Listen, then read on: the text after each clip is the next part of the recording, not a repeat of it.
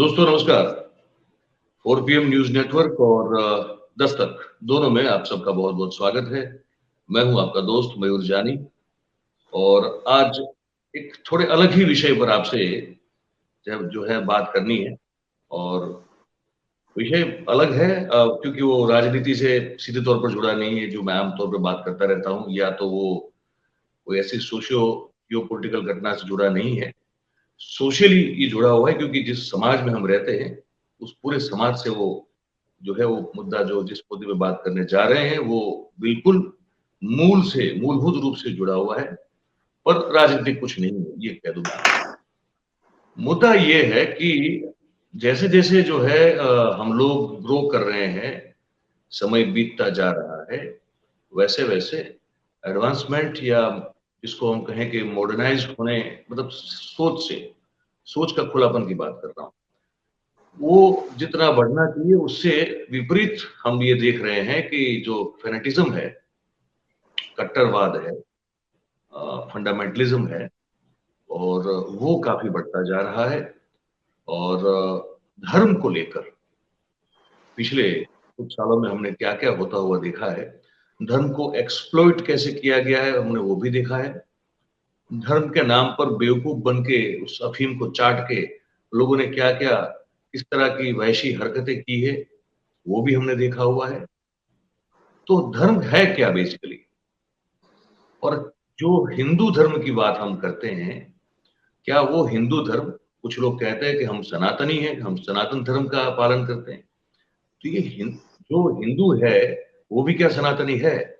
और क्या सनातनी है वो भी हिंदू धर्म? ये एक बड़ा कंफ्यूजन सा है बहुत सारे लोगों के लिए।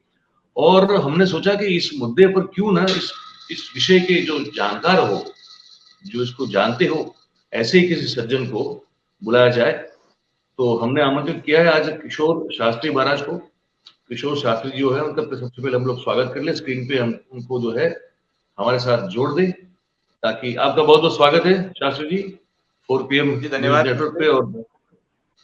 और मैं थोड़ी आपको जानकारी दे दूं शास्त्री जी के बारे में। वो एक तो हमारी जो राष्ट्रीय धर्म संसद है उसके राष्ट्रीय स्तर के प्रवक्ता भी हैं, और गुजरात इकाई जो है उस धर्म संसद की, उसके वो अध्यक्ष भी हैं। और शास्त्रों के लेकर उनका जो ज्ञान है, उनका जो अनुभव है, और उनका जो जानकारी वो जो रखते हैं वो अपने आप में एक बेमिसाल है। और गुजरात के और राष्ट्रीय स्तर पे जितने भी संत और विद्वान लोग हैं उनके साथ उनको भी उसी तरह से सम्मानित किया जाता है।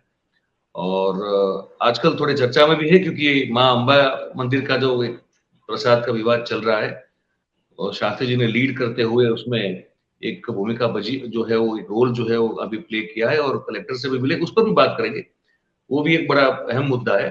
पर आज ये मुद्दे पे बात जो है प्रमुख रूप से करनी है शास्त्री जी की, ये जो धर्म है ये क्या कट्टर होना, ये दरिंदगी करना, ये कुछ अमानवीय बर्ताव करना ये सिखाता है? धर्म क्या सिखाता है? मूल में आपने जो बात उठाई है वो बहुत लाजवाब है, सुंदर है। जितनी प्रशंसा की जाए उतनी कम है। धर्म क्या यह सिखाता है, यहां से आपका प्रश्न समाप्त हुआ। धर्म क्या है? धर्म शब्द जो बना है वो ध्री धातु से है। धारणात् धर्म मित्याहु धर्मोद्धारयते प्रजा। जो धारण करता है उसी को धर्म कहते हैं। जो धारण नहीं करता, जो हमारी धारण करने की क्षमता है वो जिसमें नहीं है, वो धर्म नहीं है। और इसलिए हमारे यहाँ धर्म को भिन्न भिन्न आयामों में लिखे जाता है। जैसे कि एक होता है सामान्य धर्म, एक होता है विशेष धर्म, एक होता है आपद धर्म। सामान्य धर्म जो हरेक को लागू होता है, कोई भी व्यक्ति हो, कोई भी जीव हो, कोई भी पशु पक्षी हो, चाहे वो मूर्ति पूजा को मानता हो न मानता हो, अवतार को मानता हो न मानता हो, ईश्वर को मानता हो न मानता हो, फिर भी सामान्य धर्म हरेक के ऊपर लागू होता है। हमारे यहाँ भगवान मनु हुए, तो भगवान मनु जो लॉ गिवर है, जिन्होंने कानून दिया है, और वो लॉ गिवर भगवान मनु के नाम से मनुस्मृति प्रसिद्ध है। वैसे हमारे यहाँ 20 स्मृतियां हैं, एक दो नहीं है। पहली मनुस्मृति है, फिर हारित स्मृति है, मनवात्री, फिर अत्रि स्मृति है, मनवात्री विष्णुहारित, फिर विष्णु स्मृति है, शंख, लिखित, दक्ष, गौतम, वशिष्ठ, शतातप, विश्वामित्र आदि सारी स्मृतियां हैं। लेकिन मनुस्मृति अधिकतम प्रचलित है और सब लोग मनु के नाम से जानते हैं। और हम सब मनुष्य इसीलिए हैं कि हम मनु की संतान हैं, इसीलिए हमको मनुष्य कहा जाता है।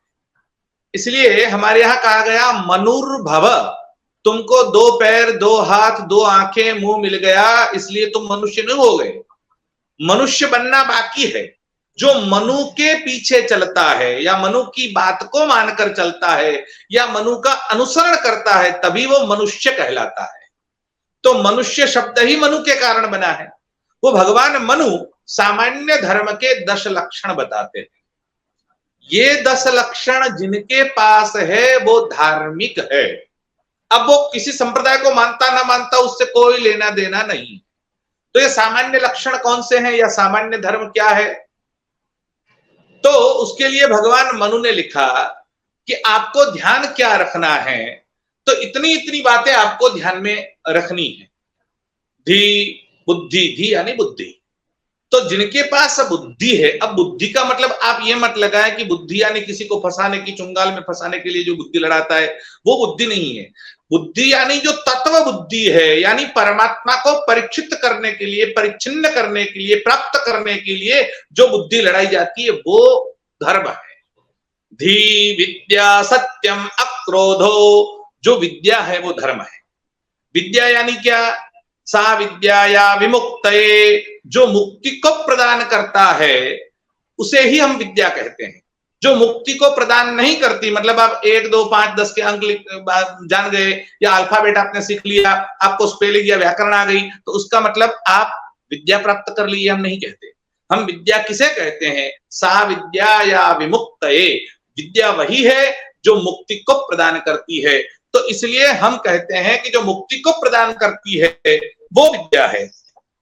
तो धी विद्या सत्यम, जो सत्य है वो धर्म है। धृति क्षमा दमो अस्तेयम शौचमिंद्रिय निग्रह, धृति यानी धीरज रखना। जो धैर्य को धारण करता है, जो धैर्य रखता है वो धार्मिक है। धृति क्षमा, दूसरे को माफ कर देना। कोई एक होता है भूल, एक होता है अपराध। भूल क्षमा के योग्य होती है और अपराध अक्षम्य होता है। जो आतंकवादी करते हैं वो अपराध है और जो सामान्य आदमी करता है वो भूल है। तो भूलों को क्षमा करना वो भी तो हमारे यहाँ धर्म है। इसलिए हमारे यहाँ भागवत में ये कथा आई है कि अश्वत्थामा ने पांडवों के 5 पुत्रों को मार दिया। तो भगवान कृष्ण अर्जुन को साथ में लेकर गए और अश्वत्थामा को पकड़ कर ले आए और द्रौपदी के सामने जब रखा और द्रौपदी ने कहा क्या करना चाहिए, तो भीम ने कहा इसको मार डालो। जब भीम ने कहा मार डालो, भगवान ने कहा सही है। द्रौपदी ने कहा नहीं मार सकते, इसको छोड़ दो, क्षमा कर दो। मुच्यताम मुच्यताम एषः ब्राह्मणो नितरां गुरुः, ये ब्राह्मण है, ये मारने के योग्य नहीं है, इसका वध नहीं करना चाहिए, इसको छोड़ दो। भगवान श्री कृष्ण ने कहा ये भी बात सही है। तो अर्जुन ने कहा दोनों की बात सही कैसे हो सकती है? भगवान ने कहा तू शास्त्र नहीं पढ़ा क्या? तुझे तो शास्त्र पता है। तो क्षमा करना भी हमारे यहाँ धर्म माना गया है। तो ब्राह्मण के शरीर के वध को वध नहीं माना गया, अतः इसके शरीर का वध मत करो। वपनम द्रविणादानम स्थानम निर्यापणम, तथा उसका मुंडन कर लो, जनेऊ ले लो, उसके पैसे ले लो और उसको स्थापन निर्यापन कर दो, उसको वहां से देश निकाला कर दो। यही उसके लिए वध के योग्य है। मतलब महापुरुष का अपमान भी वध के समान होता है। तो हमारे यहाँ क्षमा करना भी धर्म है। धृति क्षमा दमो, दमन करना। आपका मन कहीं भी भटकता है, आपकी जिह्वा इंद्री कहीं भी भटकती है, आपके कान कहीं भी चले जाते हैं, आपकी आंख कहीं भी दृष्टि घूम जाती है, ये योग्य नहीं है। तो उनके ऊपर दमन करना, 10 इंद्रियों के ऊपर, ये भी तो धर्म है। दमो अस्तेयम, चोरी न करना, वो भी तो धर्म है। अस्तेयम शौच यानी पवित्रता रखना, वो भी धर्म है। शौच इंद्रिय निग्रह, 10 के इंद्रियों के ऊपर कंट्रोल रखना, यह भी तो धर्म है। इंद्रिय निग्रह, धी विद्या सत्यम अक्रोधो, क्रोध न करना, यह भी तो धर्म है। दशकम धर्म लक्षणम, यह 10 जिसमें भी हो, चाहे वो हिंदू हो, मुसलमान हो, क्रिश्चियन हो, पारसी हो, यहूदी हो, सिख हो, जो भी हो, लेकिन यह 10 जो धारण करता है वो सब के सब धार्मिक माने जाते हैं। इसलिए हमारे यहाँ धर्म की व्याख्या बहुत बृहद है। हम धर्म को एक संकुचितता की दृष्टि में नहीं देखते हैं। तो ये हुआ सामान्य धर्म। फिर आएगा विशेष धर्म। विशेष धर्म किसे कहते हैं? पुत्र का माता पिता के प्रति धर्म, माँ बाप का पुत्र के प्रति धर्म, गुरु का धर्म, शिष्य का धर्म, पति का धर्म, पति का पत्नी का धर्म, राष्ट्र के प्रति जो आप करते हैं वो राष्ट्र धर्म। तो ये सब विशेष धर्म है। वो उतनी ही मर्यादा में लागू होते हैं, हर जगह वो लागू नहीं होते। वो होता है विशेष धर्म। जैसे हमारे यहाँ वर्ण और आश्रम के धर्म है। ब्राह्मण का धर्म अलग है, क्षत्रिय का धर्म अलग है, वैश्य का अलग है, शूद्र का अलग है, ब्रह्मचारी का अलग है। आश्रमों में 4 आश्रम है हमारे यहाँ। तो गृहस्थ का धर्म अलग है, ब्रह्मचारी का अलग है, वानप्रस्थ का अलग है, सन्यासी का अलग है। यह विशेष धर्म है। तो एक हुआ सामान्य धर्म, एक हुआ विशेष धर्म, और तीसरा होता है आपद धर्म, जो धर्म न होते हुए भी धर्म है। इसका नाम है आपद धर्म। आपत्ति काल में, जैसे हमारे यहाँ मांस मदिरा पीना या खाना वो बिल्कुल निषेध है, नहीं खाना चाहिए।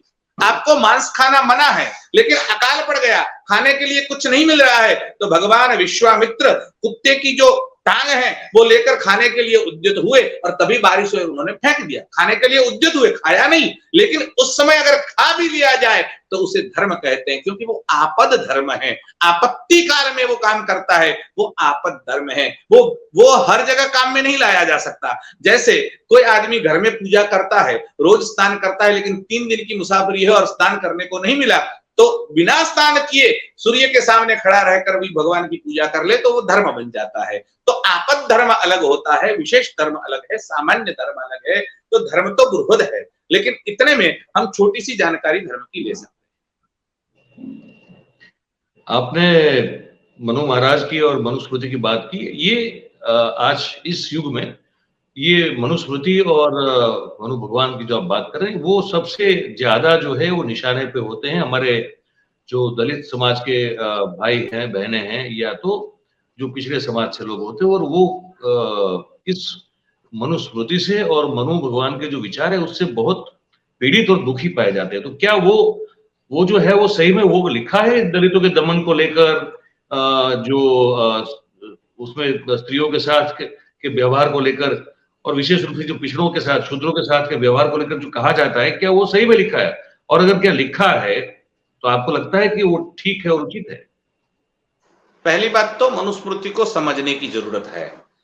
आप अगर मनुस्मृति को समझेंगे नहीं तो आपको दिखेगा कि ये लिखा है, लेकिन मनु ने किस आधार पर और कहां लिखा है, जैसे मैंने अभी आपको आपद धर्म बताया। अब मनु ने कहा आतंकवादियों का वध करना चाहिए, और मनु ने कहा स्त्री अवध्य है, स्त्री का वध नहीं करना है। ये मनु महाराज का कथन है। और फिर कहा आतंकवादियों का वध करना चाहिए, तो भगवान राम या कृष्ण जन्म लेने के बाद पहला वध किसका करते? कृष्ण ने पहला ही वध पूतना का किया, और राम जी ने पहला ही वध राक्षसी का किया है। तो वो स्त्री होते हुए भी उसका वध किया। क्यों किया? क्योंकि वो आतताई है। तो आतताई को मारना धर्म बन जाता है, और स्त्री अवध्य है, लेकिन स्त्री भी अगर आतंकवादी है तो उसका वध हमारे यहाँ धर्म माना गया है। इसलिए जो लोग भगवान मनु को नहीं जानते वही ये बात बोल सकते हैं। भगवान मनु ने, मनु क्षत्रिय है, पहली बात तो आप ध्यान में रखिए, मनु ब्राह्मण नहीं है, मनु राजा है, मनु क्षत्रिय है। और क्षत्रिय मनु ने सबके धर्म लिखे हैं। तो उन्होंने ऐसा तो उसमें भी लिखा कि क्षत्रियों की सत्ता के ऊपर ब्राह्मणों की सत्ता रहेगी, और ब्राह्मणों की सत्ता के ऊपर वेद की सत्ता रहेगी। तो अगर वो उन्मत्त होते और मनमानी करते तो सबसे ऊपर राजा को बताते, लेकिन ऐसा उन्होंने नहीं कहा। इसी प्रकार ये जो प्रसिद्ध वाक्य आप जानते हैं और हर जगह लिखा जाता है, बोला जाता है, चिल्लाते हैं लोग, यत्र नार्यस्तु पूज्यते रमन्ते तत्र देवता, यह वाक्य भगवान मनु का है, यह मनुस्मृति का है। जहां स्त्रियों की पूजा होती है वहां देवता रममाण करते हैं। ये लिखने वाले भगवान मनु वो स्त्रियों के विरोधी कैसे हो सकते हैं? और भगवान मनु उन्होंने कहा कि अगर जैसे हम हमारे यहाँ कानून बनाते हैं, लोग डिमांड ये करते हैं कि लॉ सबके साथ एक जैसा होना चाहिए। ब्राह्मणों के लिए अलग लॉ लिखा है, शूद्रों के लिए अलग लिखा है। सही बात है, लिखा है अलग, लेकिन क्या लिखा है कि अगर शूद्र कोई भूल करता है तो उसको माफ किया जा सकता है, लेकिन वही भूल अगर ब्राह्मण करता है तो उसको दंडित किया जाना चाहिए। तो ब्राह्मणों के लिए सजा विशेष लिखी है उन्होंने, क्योंकि वो ज्ञाता है और ज्ञाता होकर अगर भूल करता है तो उसको विशेष सजा मिलनी चाहिए। तो अगर विशेष सजा का पात्र ब्राह्मणों को माना गया, किस आधार पर माना गया? क्योंकि वो जानते हैं, तो जो जानते हैं उनका दंड भी विशेष होगा। तो भगवान मनु ने कोई पक्षपात नहीं किया, सबका ध्यान रखा है। लेकिन किसी को आदत पड़ जाती है कि भाई मनु का विरोध करो, किसी का ना किसी का विरोध करो। आपने एक कथा सुनी होगी, एक बाप बेटा घोड़ा लेकर जा रहे थे, तो बाप ने कहा बेटे से घोड़े पर तू बैठ जा, मैं नीचे चल के आता हूं। तो कुछ लोग सामने मिले, उन्होंने कहा इस बेटे को जवान जो दे, उसको पता नहीं चलता कि बूढ़ा बाप तो चल रहा है और खुद घोड़े पर बैठ गया है। तो बेटे ने कहा पिताजी ऐसा करिए, मैं उतर जाता हूं, आप चढ़ जाइए। तो बाप चढ़ गया, बेटा उतर गया। तो कुछ लोग और सामने मिले, उन्होंने कहा ये बूढ़ा जब शादी की तो घोड़े में नहीं चढ़ा होगा, अब बेटा बेचारा चल रहा है और खुद ऊपर चढ़ गया है। तो बाप ने कहा बेटे को तू भी ऊपर आ जा, हम दोनों ऊपर चढ़ जाते हैं। तो दोनों ऊपर चढ़ गए। तो फिर कुछ लोग मिले मानवतावादी, उन्होंने कहा ये दोनों एक मूंगा पशु है, इनको दया भी नहीं आती, एक के ऊपर दो चढ़कर बैठे हैं। अब दोनों ने कहा ऐसा करते हैं, दोनों नीचे उतर जाते हैं और वैसे ही चल के जाते हैं। तो दोनों उतर गए। फिर कुछ लोग मिले कि साले मूर्ख है, घोड़ा है अपने पास और दोनों चल के जा रहे, तो मूर्ख ही तो है। तो मतलब किसी न किसी को तो आप गाली दो, ये जिनकी आदत हो गई है वही लोग भगवान मनु को गाली देते हैं। भगवान मनु ने जो लिखा वो तार्किक आधार पर और सही जो मायने में है वही लिखा। अच्छा, अब ये बहुत जरूरी इसलिए था क्योंकि एक्चुअली धर्म, क्योंकि गीता कितने लोग सही अर्थ में पढ़ते हैं नहीं पढ़ते, उसका सही अर्थ से भावानुवाद या उसका अर्थ कौन कितने लोग समझते हैं, ये बड़ा एक सवाल रहता है। तो वहां तो धर्म की बहुत अच्छी अद्भुत व्याख्या की गई है, लेकिन आपने इसको व्यवहारिक रूप से जो हमारे यहाँ जो जिस तरह से धर्म व्याख्यात हुए वो आपने बता दिया कि भाई एक है वो एक इन जनरल वाला जो है, दूसरा आपने कहा विशेष है, तीसरा आपने कहा कि आपद धर्म है, कम से कम ये तो है। और अब बात करते हैं कि ये सनातन धर्म और हिंदू धर्म में फर्क क्या है, क्या कोई है फर्क? अगर है तो क्या है, अगर नहीं है तो क्यों फिर दोनों को अलग अलग तरह से बुलाया जाता है? आप ऐसा समझिए, सनातन शब्द का अर्थ क्या है? सनातन यानी इटरनल, जो शाश्वत है उसे कहते हैं सनातन। मतलब जो बिगिनिंगलेस है और एंडलेस है, जिसका न प्रादुर्भाव हुआ है और न जिसका अंत होगा, जो अनादि है और अनंत है, जिसका जन्म भी नहीं हुआ और जो मृतक भी नहीं होगा। तो ये जो है उसे कहते हैं सनातन। तो सनातन कौन है? सनातन केवल एक ही है, जिसका नाम है परमात्मा, जिसका नाम है ईश्वर, जिनका नाम है ब्रह्म। वही केवल सनातन है, इसको छोड़कर कोई सनातन हो नहीं सकता। तो कोई जीव अगर सनातन नहीं हो सकता, तो सनातन परमात्मा को प्राप्त करने के लिए जो रास्ता बताया गया वह धर्म, उसी का नाम है सनातन धर्म। अब सनातन धर्म है, आपने हर जगह पर यह सुना है कि जैनों के धर्म, तो उसकी धर्म पुस्तक कौन सी है? तो ये उनकी धर्म पुस्तक है भाई, कल्पतरु उनकी धर्म पुस्तक है। आपने सुना कि सिखों का धर्म है, तो सिखों की गुरु ग्रंथ साहिब है, वो उनकी धर्म पुस्तक है। ईसाइयों का बाइबल उनकी धर्म पुस्तक है, मुसलमानों का कुरान उनकी धर्म पुस्तक है। तो हर एक की एक धर्म पुस्तक होती है। सनातनियों की धर्म पुस्तक कौन सी? इसलिए हमने कहा कि वेद प्रणीतो धर्मो ह्य धर्मस्तद विपर्यय, वेद ही हमारा धर्म है। वेदोखिलो ही धर्म मूलम, वेद ही अखिल धर्म का मूल है। और भागवत के 6ठे स्कंद में कथा में ये बात सुनाते हुए यम के दूतों ने कहा कि वेद प्रणहितो धर्मो ह्य धर्मस्तद विपर्यय, जो वेद कहता है वही धर्म है, ऑपोजिट टू धर्म, जो उससे विरुद्ध है उसका नाम अधर्म। मतलब उसके अलावा है वो अधर्म नहीं, उससे पैरेलल चलता है वो अधर्म नहीं, उससे विरुद्ध है तो वो अधर्म है। इसलिए पैरेलल हो सकता है। जैसे चश्मा की बात वेद में नहीं लिखी, तो चश्मा पहनना धर्म है या अधर्म, ऐसा कोई पूछेगा तो वो मूर्खता है। मोबाइल के बाद वेद में नहीं आई, तो नहीं आई इसलिए अधर्म नहीं है। लेकिन वेद ने जिसका विरोध किया हो, अगर वो कहीं है तो वो नहीं होना चाहिए, उसको कहते हैं अधर्म। तो सनातन परमात्मा की प्राप्ति के लिए जो बातें बताई गई वेदों ने, उसको जो मानता है, तो एक शब्द में कहे तो वेद को जो मानता है वो सनातनी है। ये सीधी बात एक लाइन में कहनी हो तो इतनी कही जा सकती है, जो वेद को मानता है वो सनातनी है। अब वेद को मानता है अर्थात वेद में चारों बातें आ गई, अर्थात वेद है, फिर इतिहास है, इतिहास में हम रामायण महाभारत और हरिवंश को लेते हैं, पुराण में हम 18 पुराण हैं 18 उपपुराण हैं और 18 औपपुराण मतलब 54 पुराण हैं, फिर 20 स्मृतियां हैं। इन सब को मतलब वेद को जो मान्य करते हैं, उन सारे ग्रंथों को जो मानता है वो सनातनी है। तो हिंदू कौन है, हिंदू और सनातनी में क्या भेद है? थोड़ा सा भेद है, वैसे बारीक भेद है, लेकिन लोगों को समझ में नहीं आता, इसलिए कहना पड़ता है। कहीं कहीं पर तो लोग ऐसा ही कह देते हैं कि जो सनातन को मानता है वही हिंदू है, ऐसा भी लोग बोल देते हैं। जैसे आजकल आरएसएस और विश्व हिंदू परिषद आदि की आइडियोलॉजी है, भाजपा की जो आइडियोलॉजी है, तो वो लोग जो आइडियोलॉजी में मानते हैं वो ये कहते हैं जो भारत में रहता है वो हिंदू है। अब उनकी व्याख्या तो उल्टी हो गई, भारत में रहता है हिंदू, हम तो कहते हैं कोई चंद्रलोक में रहता है लेकिन वेद को मानता है वो सनातनी है, और आप कहते हैं भारत में रहता है वो हिंदू है, तो कल भारत में नहीं रहता और अमेरिका में रहता है तो क्या करोगे? तो ये व्याख्या नहीं होती, आप व्याख्या को तोड़ रहे हैं, मरोड़ रहे हैं, उल्टा रास्ते ले जा रहे हैं। उनकी आइडियोलॉजी है, वो कहते हैं हिंदू नाम का कोई धर्म ही नहीं है, ऐसा बोलते हैं। अब हिंदू धर्म नहीं है ऐसा नहीं कह सकते आप, ऐसा है कि आप हिंदू कहने से धर्म के गुण धर्म में कोई आपत्ति नहीं होनी चाहिए।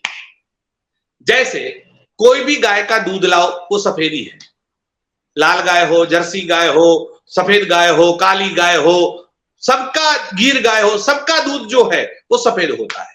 लेकिन कोई अगर कहता है कि लाल गाय का दूध लाओ तो दूध के गुण धर्म में कोई आपत्ति नहीं होती, उसमें कोई तनिक भी उसमें फेरफार नहीं होगा। मतलब क्या हुआ कि लाल गाय क्यों कहना पड़ा, काली गाय क्यों कहना पड़ा, जर्सी गाय क्यों कहना पड़ा, गिर गाय क्यों कहना पड़ा? क्योंकि हमने उस गाय के दूध को जानने के लिए कि भाई ये गुण उसमें है, इसलिए उस गाय का दूध ले आओ, लेकिन उसमें दूध में कोई फर्क नहीं पड़ेगा। इसी प्रकार सनातन हिंदू धर्म के सिद्धांतों को जिन्होंने जाना उसका नाम उसके आगे लगाना पड़ा, इसलिए हमने हिंदू शब्द का प्रयोग किया। अब हिंदू शब्द के कई कई अर्थ हैं, हमारे यहाँ शास्त्रों में हिंदू शब्द आया है। कुछ लोगों ने यह कहा कि शास्त्रों में हिंदू शब्द है ही नहीं, वेदों में हिंदू शब्द है ही नहीं, गीता में हिंदू शब्द है ही नहीं। हमारे यहाँ कुछ संस्थाएं हुई, आजकल संस्थाएं बहुत चलती है, तो उन्होंने कहा गीता में हिंदू शब्द नहीं है, कोई ने कहा वेदों में हिंदू शब्द नहीं है। पहली बात ये ध्यान रखिए, गीता शब्दकोश नहीं है कि उसमें हिंदू शब्द होना चाहिए। गीता उसका महत्व अलग है, गीता में अश्वत्थ मतलब पीपल का उल्लेख आया है, लेकिन नीम का उल्लेख नहीं आया, तो क्या नीम को वृक्ष नहीं मानोगे? तो गीता में है नहीं इसलिए वो नहीं है, ऐसा नहीं कह सकते। गीता में नहीं है ये सही है, लेकिन गीता में नहीं है मतलब है नहीं, ऐसा आप नहीं कर सकते। तो सनातनियों में से जो कुछ लोग उससे भिन्न हुए मतलब अलग हुए और उन्होंने सनातनी वेदों का विरोध करते हुए सनातन के कुछ सिद्धांतों को अपना लिया, तो हमने उनको हिंदू तो माना लेकिन सनातनी नहीं माना। जैसे जैन हिंदू तो है लेकिन सनातनी नहीं है, बौद्ध हिंदू तो है सनातनी नहीं है, सिख हिंदू तो है लेकिन सनातनी नहीं है, आर्य समाजी हिंदू तो है लेकिन सनातनी नहीं है। तो ये हिंदू है लेकिन सनातनी नहीं, ऐसा कैसा कहेंगे? कुछ पूछ रहे हैं शास्त्री जी? आर्य समाज तो पूर्णतः पूरी तरह से ऋग्वेद की तर्ज पर तो पूरा वेदों की तर्ज पर तो पूरा जो समाज है, जो उसकी विचारधारा जो दयानंद सरस्वती ने रखी थी वो तो बिल्कुल वेदों पर आधारित है, तो फिर वो सनातनी क्यों नहीं हो सकता? वही हम बता रहे हैं आपको, वही बता रहे हैं हम आपको। तो इसलिए पहले हिंदू की व्याख्या भी हमारे यहाँ आई है। पहली बात, वेदों में जो लोग कहते हैं कि हिंदू शब्द नहीं है, उनको एक बार धर्म सम्राट स्वामी करपात्री जी महाराज की 2 पुस्तकों का अध्ययन करना चाहिए। धर्म सम्राट स्वामी करपात्री जी महाराज ने एक ग्रंथ लिखा है, राष्ट्रीय स्वयंसेवक संघ और हिंदू धर्म, ये सबको पढ़ना चाहिए। और एक लिखा है विचार पीयूष, ये भी सबको पढ़ना चाहिए। और एक पुरी के शंकराचार्य हुए भारती कृष्ण तीर्थ, उन्होंने सनातन धर्म नाम का एक ग्रंथ लिखा है, उसको भी सब लोगों को पढ़ना चाहिए। आपको सारी बातें क्लियर हो जाएगी क्या है। अब हिंदू शब्द की व्याख्या और हिंदू वेदों में है कि नहीं है, वेदों के ऋग्वेद के 7वें मंडल के 64वें सूक्त में यह शब्द आया है, नेता सिंधुपति ही। अब आप कहें वहां सिंधु है, हिंदू तो नहीं है। अब लिखा तो सिंधु है, हिंदू नहीं है, लेकिन वेदों की जो परिपाटी जानते हैं उनको मालूम है कि वेदों में स की जगह ह बोला जाता है, य की जगह ज बोला जाता है, श बोलना हो तो ख बोला जाता है। इसलिए वेदों में षडानन नहीं बोलते, खड़ानन बोलते हैं, श का ख बोला जाता है। सरस्वत्यो हरस्वत्यो भवंती, सरस्वतियों तो हरस्वती बोली जाती है। इसलिए पाहन ते नहीं काट कठिनाई, तुलसीदास जी ने लिखा। तो पाहन नहीं, पाषाण शब्द है, लेकिन स का ह बन जाता है, इसलिए स का ह बोला जाता है। और य का ज, आज भी आप यूपी में जाइए तो यमुना नहीं बोलते, जमुना बोलते हैं। यमुना नदी को जमुना बोला जाता है, तो य का ज बोला जाता है। जैसे आप त्र्यंबकम मंत्र बोलते हैं, त्र्यंबकम यजामहे, तो यजामहे नहीं, अगर वेद की परिपाटी से परिचित है तो बोलेगा त्र्यंबकम जजामहे, वो य का ज बोलेगा। यंजते मनुहुतश्च, तो वो बोलेगा जंजते मनुहुतश्च, तो यह नहीं बोलेगा, ज बोलेगा। यजुर्वेद में भी तो वेदों की परिपाटी है, और परिपाटी का ज्ञान सबको नहीं होता, तो वो वहां स का ह बोलते हैं, श का ख बोलते हैं, य का ज बोलते हैं। तो यहाँ नेता सिंधुपति का नेता हिंदुपति ही है। अब कोई कहेगा कि वहां सिंधु शब्द सरोवर का या समुद्र का वाचक है, तो इसलिए पति शब्द पीछे आया है। समुद्र या सरोवर का कोई पति यानी मालिक तो हो सकता है, लेकिन नेता नहीं हो सकता। नेता केवल प्रजा का ही होता है, और उसमें दोनों शब्द आए, नेता सिंधुपति ही, मतलब नेता किसका होता है, प्रजा का ही होता है। तो वहां हिंदू शब्द है, लेकिन जानने की आवश्यकता है। कालिका पुराण में हिंदू शब्द है, हमारे यहाँ अलग अलग भिन्न भिन्न ग्रंथों में हिंदू शब्द आया है। तो आ सिंधु सिंधु पर्यंता यस्य भारत भूमिका पितृभू पुण्य भुश्चैव, सब में आया है। हिमालयम समारभ्यत यावद हिंदू सरोवरम तम देव निर्मितम देशम हिंदुस्तानम प्रचक्षते। तो हिंदू शब्द बोलने से आप अब हिंदू की व्याख्या में जाइए और देखिए, हिंदू की अलग अलग भिन्न भिन्न बहुत सारी व्याख्याएं हुई, लेकिन हमारे यहाँ माधवाचार्य शास्त्री हुए, उन्होंने इन सारी व्याख्याओं को एकत्रित करके सार रूप एक श्लोक में सारी बातें कही।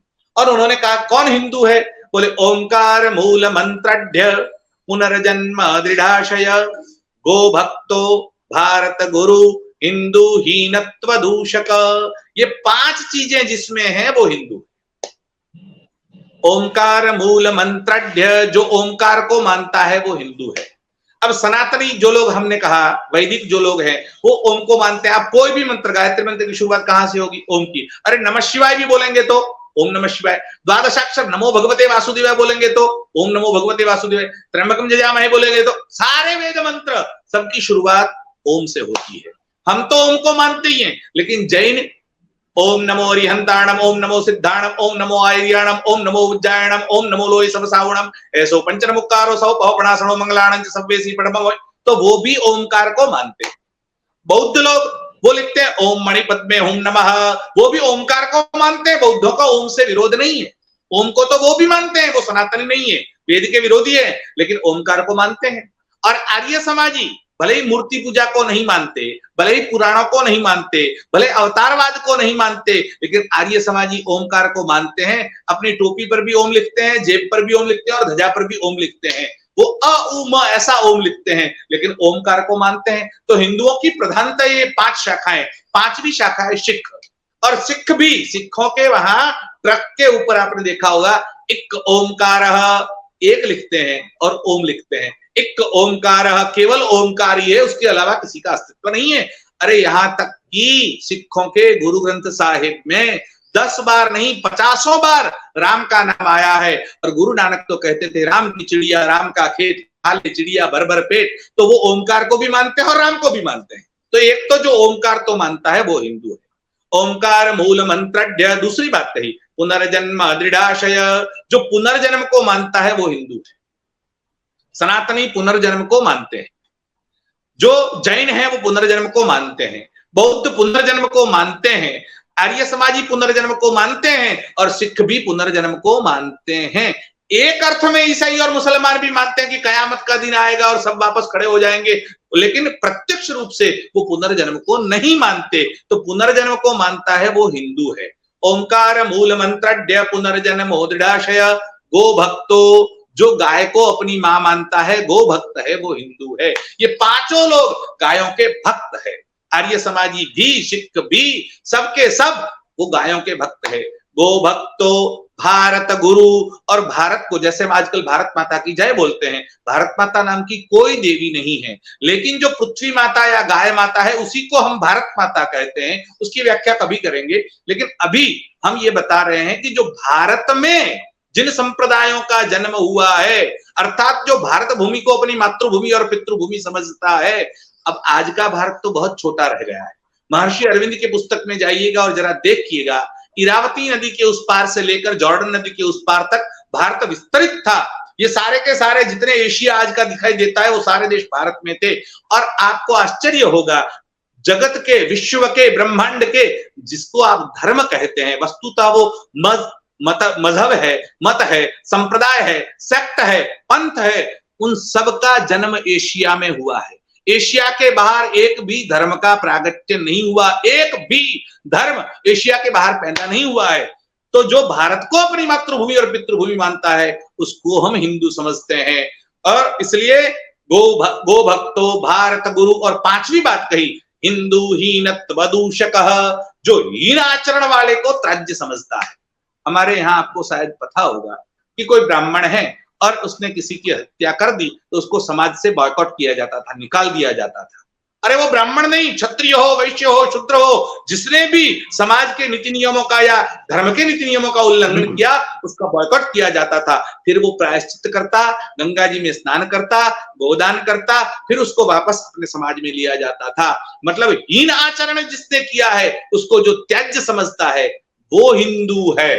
ये पांच बातें जो समझता है वो हिंदू है। इसमें ये बात नहीं है कि जो वेदों को मानता है वो हिंदू है, लेकिन जो वेदों को मानता है वो सनातनी है। लेकिन ये पांच सिद्धांतों को जो एडप्ट करता है, स्वीकार करता है, वो सारे के सारे हिंदू है। तो एक बारीक रेखा दोनों के बीच में है। इसलिए हमने पहले ही कहा कि जैन, बौद्ध, सिख, आर्य समाजी सनातनी नहीं है लेकिन हिंदू है।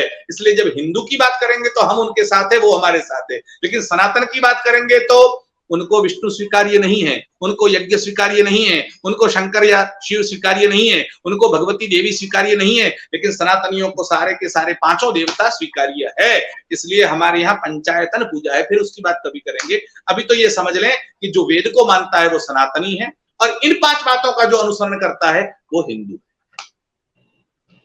अच्छा, ये आपने जो भी बताया, मुझे बिल्कुल एक गारंटी है कि जो भी दर्शक इसको हमारे साथ जो देख रहे हैं और जो आगे भी देखेंगे इस कार्यक्रम को, वो एक बड़ी क्लैरिटी उनके दिमाग में हो जानी चाहिए। और आपने शास्त्रों में श्लोक के साथ, उदाहरण के साथ आपने इस चीज को रखा है, जो आपने खुद नहीं रचे, जो रचे गए हैं आपने उसका वर्णन किया, आपने बोला है उसको। तो एक तो चीज यहाँ पे क्लियर होनी चाहिए, जो भी हमारे मित्र, जितने भी दोस्त लोग भी देख रहे हैं और आगे देखेंगे। अच्छा, ये जो आप कह रहे हैं शास्त्री जी, ये जो हमारी आज की जो सत्ताधारी पार्टी है, भारतीय जनता पार्टी, जो गुजरात में भी 27 साल से बैठी है और केंद्र में भी जो है 8 साल से बैठी हुई है, और वो और उनकी जो भगिनी संस्थाएं हैं, ये विश्व हिंदू परिषद हो या बजरंग दल हो, ये तथाकथित रूप से कहते हैं कि हम जो है वो हिंदू हित रक्षक हैं, है ना। ये व्याख्या पता है वहां किसी को फर्क क्या है दोनों के बीच में और क्या जिम्मेदारियां होती है? आप किसी को मिले हैं ऐसे कोई सज्जन से जो इस पार्टी का कोई बड़ा नेता हो और इसके बारे में कुछ जानकारी रखता हो?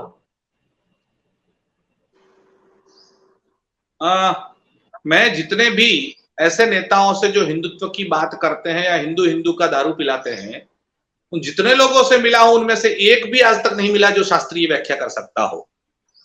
तो उनके लिए हिंदुत्व और शास्त्र का कोई लेना देना नहीं है। मैंने पहले ही कहा कि वो लोग कहते हैं जो भारत में रहता है वो हिंदू, उनका अब हिंदू होने से कोई लेना ही नहीं है। उनको तो बस भारत में रहता है तो हिंदू हो गया, ऐसा कैसे हो सकेगा? आप हिंदू को ऐसे व्याख्यायित नहीं कर सकते। भारत में तो कुछ कुत्ते भी रहते हैं, तो क्या वो हिंदू हो जाएंगे? आपने किसको हिंदू कहना है, आपके दिमाग में अगर नहीं है, हिंदू शब्द के लिए आप क्लियर नहीं है, फिर आप हिंदुत्व की रक्षा कैसे करेंगे? हिंदुत्व की रक्षा की बात कर कर राजनीति करना अलग है और हिंदुत्व की बात करना अलग है। इसलिए मैंने आपको रेफरेंस दिया पहले ही कि स्वामी धर्म सम्राट करपत्री जी महाराज ने, आपको मैं रेफरेंस के साथ बताता हूं, और बुक चाहिए तो बुक भी अंदर पढ़िए, मैं लेके आपको यहां पर चित्रांकित करके बता सकता हूं। पहले गोलवलकर जी, जिनको आरएसएस में गुरुजी के नाम से उल्लेखित किया जाता है, माधवराव सदाशिव गोलवलकर जी, और बड़े विद्वान थे। और गोलवलकर जी ने विचार पीयूष नाम का एक उनका अपना ग्रंथ लिखा, विचार नवनीत। और विचार नवनीत जो उन्होंने लिखा, उसमें उन्होंने कहा कि हम वेदों को नहीं मानते, हमारी कोई धर्म ग्रंथ हमारा नहीं, हम किसी ग्रंथ को नहीं मान्यता देते, कोई ग्रंथ हमें लेना देना नहीं है। अब जो स्पष्टता कर रहे हैं कि हमारा कोई ग्रंथ से लेना देना नहीं है, न हम किसी देवता से हमारा लेना देना है, न हमारा किसी एक मूर्ति से लेना देना है, न हम किसी को गुरु मानते हैं। मतलब किसी आचार्य को नहीं मानते, किसी देव को नहीं मानते, ईश्वर के किसी अवतार को नहीं मानते और किसी ग्रंथ को नहीं मानते। अब किसी को नहीं मानते तो करपात्री जी ने उस विचार नवनीत के विरुद्ध में ये पुस्तक लिखा, और 2 किताबों का नाम मैंने आपको दिया, 2 ग्रंथों के नाम, राष्ट्रीय स्वयंसेवक संघ और हिंदू धर्म और विचार पीयूष। इस दोनों में उसका खंडन किया उन्होंने, विचार नवनीत का खंडन पूरा का पूरा आया। और करपात्री जी महाराज की उस चैलेंज को, उस लिखे गए उस पुस्तक के विरुद्ध में आज तक कोई प्रतिक्रिया नहीं है। लिखे हुए भी आज 50 वर्ष होने आए, आज तक उसकी प्रतिक्रिया नहीं दे सका है आरएसएस संघ। क्यों? क्योंकि उनको पता ही नहीं है। अभी अभी आपको शायद पता होगा, ये जो मामला चला और इस मामले में मोहन भागवत ने जाति वाली बात कही कि जाति ब्राह्मणों ने या पंडितों ने बनाई है, तब पुरी वाले शंकराचार्य जी का एक ट्वीट आया और पुरी शंकराचार्य जी ने कहा कि सिखों के पास, मुसलमानों के पास, ईसाइयों के पास, जैनों के पास, या ऐसा समझो कि आर्य समाजियों के पास कोई न कोई ग्रंथ है। सत्यार्थ प्रकाश उनका ग्रंथ है आर्य समाजियों का, या बाइबल है, या कुरान है, या गुरु ग्रंथ, कोई ना कोई है। आरएसएस की बात ही है कि उनके पास कोई ग्रंथ है ही नहीं, वो चली जा रहे हैं, उनको पता ही नहीं है कहां जाना है। इसलिए कुछ ग्रंथ की मर्यादा में रहकर बात करना उनको पता नहीं है। इसलिए उन्होंने अपना गुरु किसको माना? भगवा ध्वज को माना। आपने आज तक सुना कि गुरु भगवा ध्वज हो सकता है? किस शास्त्र में लिखा है? जरा मुझे खोल के बताइए, एक भी शास्त्र का रेफरेंस बताइए जिसमें गुरु किसी भगवे ध्वज को मानने का लिखा हो। नहीं मिलेगा आपको। इवन आप राष्ट्रीय स्वयंसेवक संघ का जो गणवेश है, उस गणवेश को देख लीजिए, उनका यूनिफॉर्म देख लीजिए, कौन सी भारतीय परंपरा है? क्या वो पैंट या चड्डी है वो भारतीय है? क्या शर्ट भारतीय है? क्या बेल्ट भारतीय है? क्या हिंदू या सनातनी जिसे समझते हैं आप, वो जो बूट पहनते हैं, शूज पहनते हैं, या मोजा या सूट पहनते हैं, क्या वो भारतीय है? क्या आप जो बैंड बजाते हैं वो भारतीय है? क्या आप टोपी पहनते, कौन सा भारतीय गणवेश है? एक भी नहीं। न भारतीय धोती है, न भारतीय कुर्ता है, न भारतीय पगड़ी है। प्रार्थना, लेकिन प्रार्थना संस्कृत में है। प्रार्थना संस्कृत में है, और प्रार्थना संस्कृत में है जो है उसको तो कहना पड़ेगा, मानना भी पड़ेगा।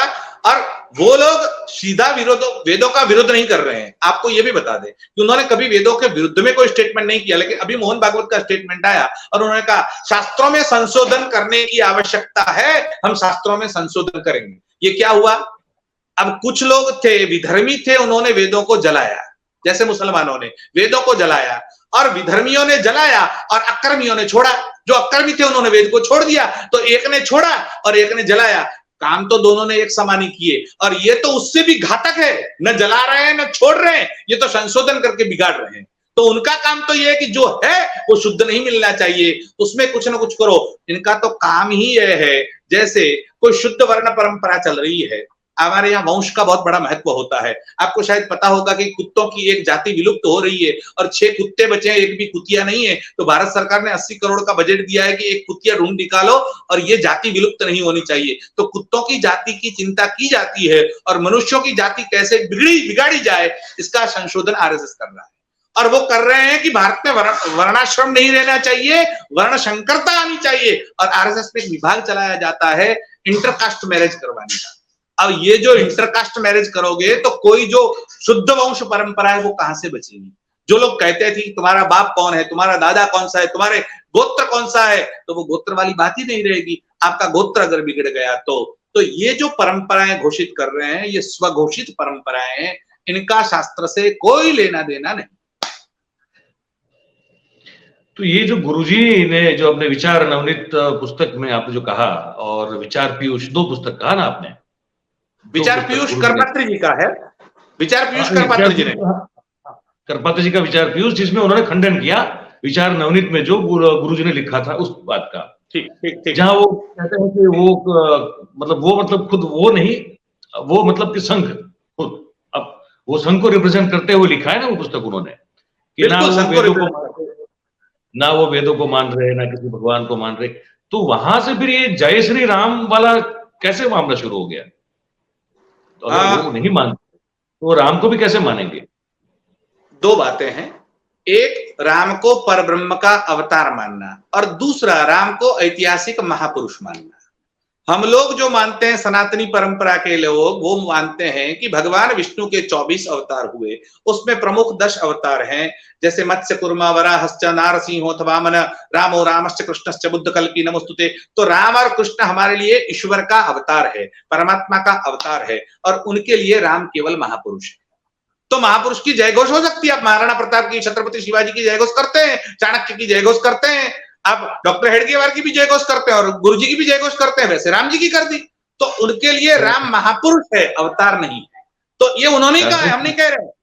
और अभी अभी मोहन भागवत एक पत्रकार ने पूछा था, आपको शायद पता होगा जी जी, एक पत्रकार ने पूछा मोहन भागवत जी से कि आप राम जन्मभूमि पर मंदिर बनाने जा रहे हैं, उससे लोगों को रोटी मिलेगी? तो भागवत जी ने कहा, मंदिर नहीं बना रहे हैं, हम स्मारक बना रहे हैं।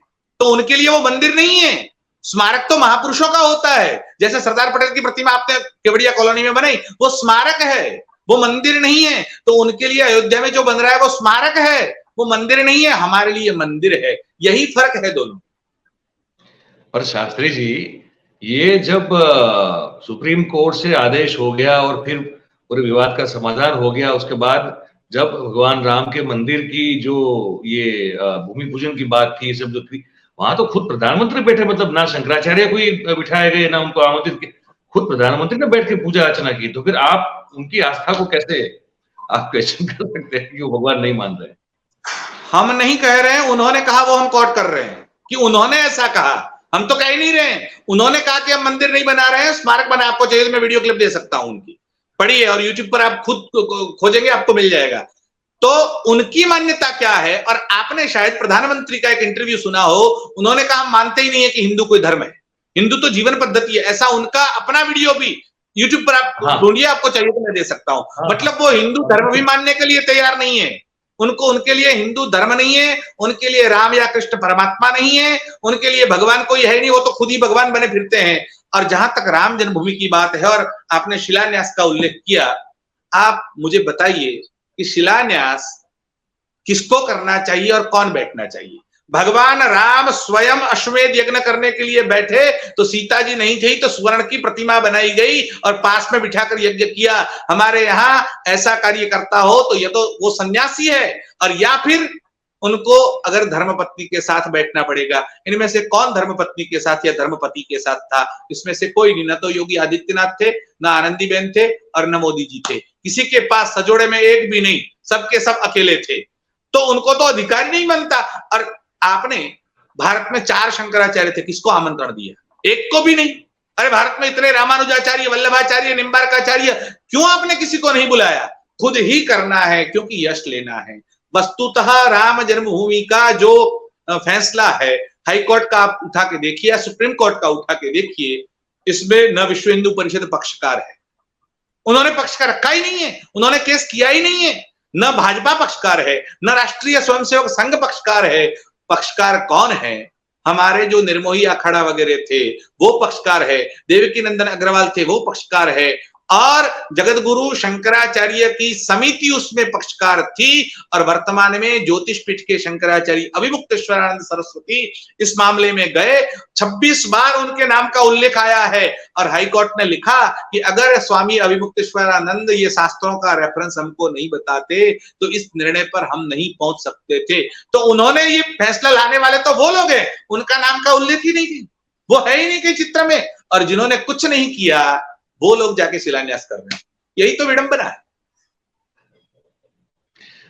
अच्छा, एक मुद्दे पर आपसे, देखिए, मुझे तो लगता है कि अभी 1-2 घंटा और बात कर सकते हैं, क्योंकि बहुत विशद चर्चा हमारी हो रही है। मुझे लगता है कि हम करना चाहिए। बहुत सारे मुद्दे हैं जिन पर लोग जो है बड़ा, जो कहते हैं, मतलब एक ऐसा ज्ञान लोगों के पास है जो सिर्फ व्हाट्सएप से मिलता है, जिसका कोई डेप्थ नहीं है, जिसका कोई आधार नहीं है।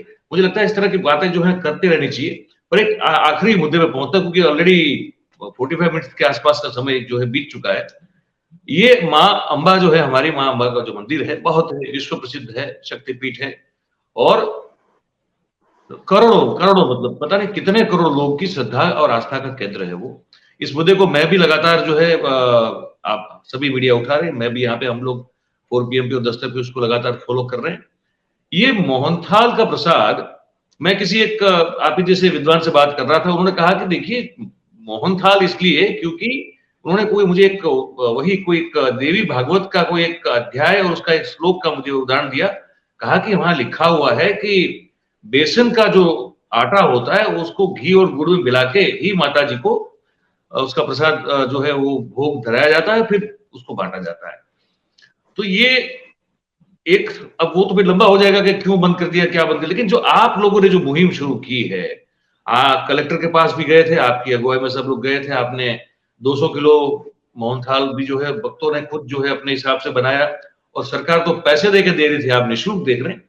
इस ये जो है ये आप मतलब मैंने अपने दर्शकों को आज कहा दोपहर को, मैंने कहा ये एक जो हिंदू हृदय सम्राट बने हुए लोग बैठे हुए हैं, जो हिंदू आस्था को एक्सप्लॉइट करके जो सरकार में बैठे हुए हैं, डरा डरा के कि अगर आपने वोट नहीं दिया तो फिर वो आपके घर में आकर गोली मार देगा से लेके बहुत सारी बातें, वही लोग जो हैं उन्होंने इतना बड़ा एक बड़ी चोट लगाने का काम किया है हिंदू की आस्था को।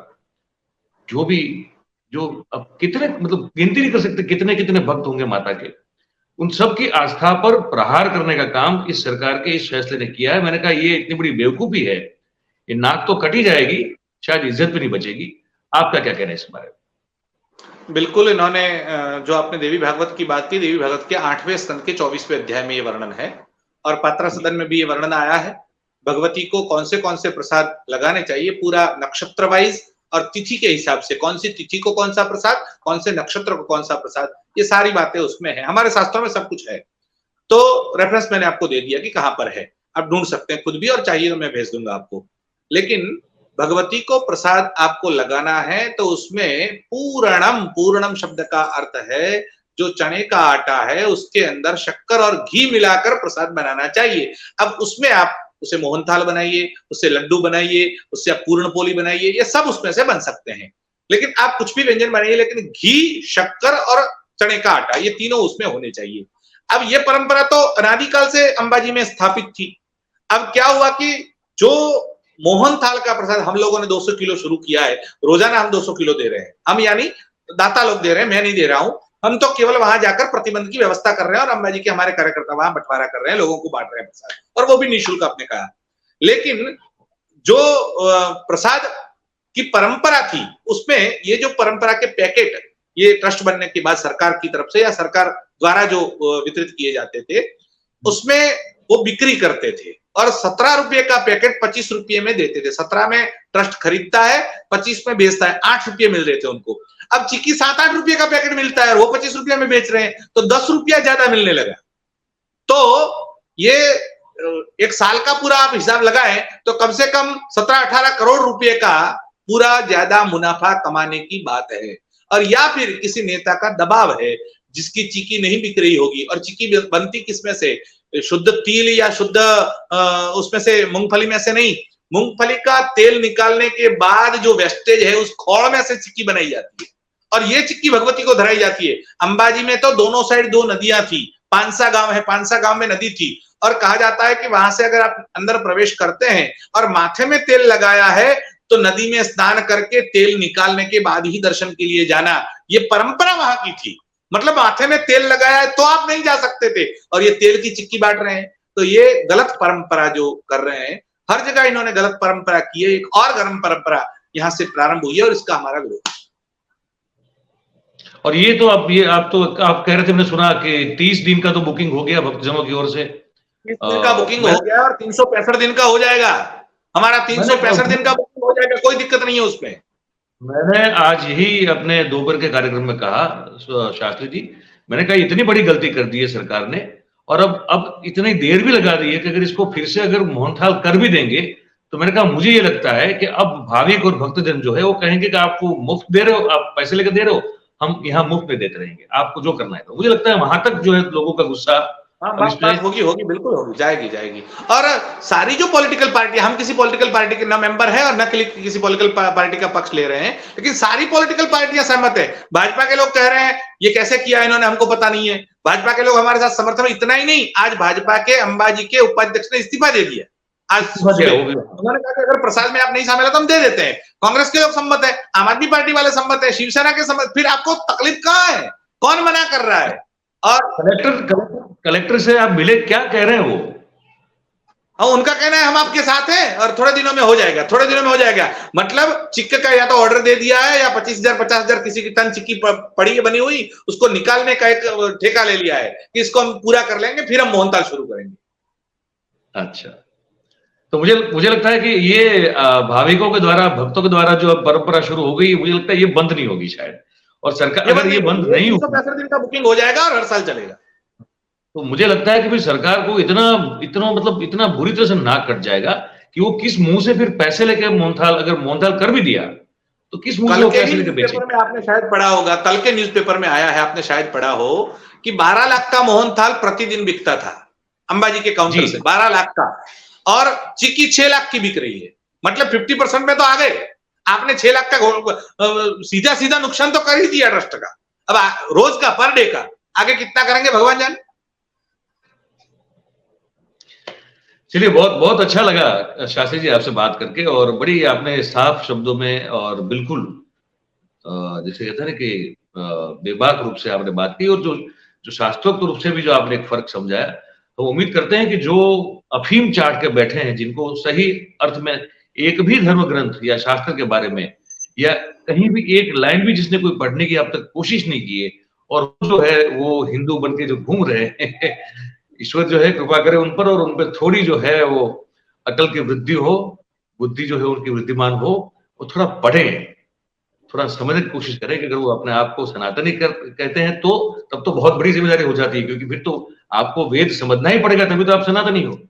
हिंदू में तो ये है कि चलो, हाँ, तो ये बहुत जरूरी है। तो और उससे क्या है कि अगर दिमाग के ये खिड़की दरवाजे खुले हो जाएंगे, खुल जाएंगे, और बहुत विस्तृत समझ जो है पाने की दिशा में आदमी जो है, किसी भी कोई भी व्यक्ति वो आगे बढ़ सकता है। आपने बहुत समय निकाला शास्त्री जी, और बहुत अच्छी बात की। आपका बहुत बहुत शुक्रिया, बहुत बहुत धन्यवाद। और मैं उम्मीद करता हूँ कि आपसे जो है समय समय पे कुछ ऐसे मुद्दों पर बात होती रहेगी। जरूर जरूर, बिल्कुल बिल्कुल जी, आपका बहुत बहुत धन्यवाद। धन्यवाद सर।